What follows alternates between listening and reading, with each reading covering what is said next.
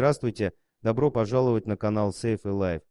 Местным жителям это нравилось, и они стали привыкать к спокойной жизни. Но вместе с охотой мужики придумали что-то вроде зоопарка и организовали на одном из участков клетки для волков. После очередной охоты им удалось живьем взять 2 хищников.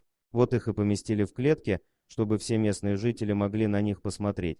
Мало кто сочувствовал животным, однако среди сельчан жил мальчишка, который не раз видел, как охотники приходили с убитыми волками. Ему было неприятно на это смотреть, а когда он узнал про клетки, то решил во что бы то ни стало освободить зверей. Для начала он решил проследить, как и кем волки охраняются, и в первый же день после обеда отправился на тот самый участок. С собой он захватил полбулки хлеба, мясо брать не стал, родители могли что-то неладное заподозрить. До злополучного участка пробирался окольными путями, чтобы его никто не видел. Когда мальчик подошел совсем близко к забору, то в 5 метрах от него увидел клетки с волками. Они испуганно прижимались друг к другу и шарахались при каждом подозрительном звуке. Внутри у мальчика все жалось, он разломил хлеб на 2 половины и бросил в клетку. Хищники были настолько голодными, что с жадностью его съели. Теперь оставалось придумать, как их освободить, чтобы никто не застукал. Как оказалось, волков почти не охраняли,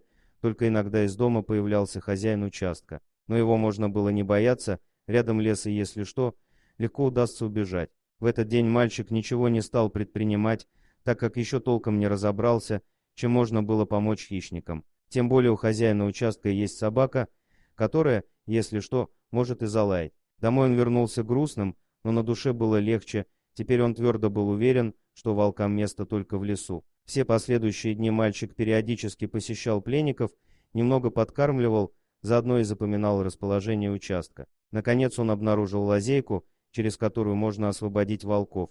Кстати, хищники уже привыкли к нему и в привычное время ждали его в своих клетках. Они были рады не столько хлебу, сколько вниманию и заботе маленького человека. Странно, конечно, почему мальчик стремился освободить хищных зверей. Это известно только ему самому, а свои тайны он никому и никогда не выдавал. В этот день он морально подготовил себя к тому, что покончит с пленом волков раз и навсегда. У отца в сарае хранились инструменты, ими он пользовался не так часто, потому что работал по вахтам. Утром охотники отправились на промысел, до вечера их можно было не ждать. Хозяин участка в этот день куда-то уехал, и клетки с хищниками остались под присмотром собаки. Мальчик, как обычно, подошел к забору и начал откручивать проволоку. Она была ржавая, легко подавалась. На удивление пес молчал, мальчик сделал проход и зашел на участок. Звери в клетке засуетились, но не шумели, понимая, что не стоит привлекать внимание. До клеток он дошел нормально, а когда стал открывать и выпускать волков,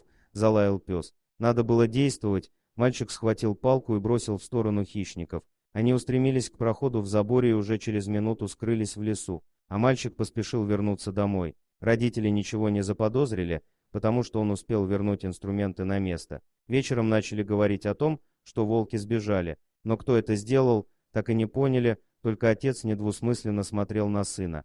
Спасибо за просмотр, подписывайтесь на канал, где вы найдете еще много интересного, а также ставьте лайки и пишите комментарии, что думаете по поводу этой истории.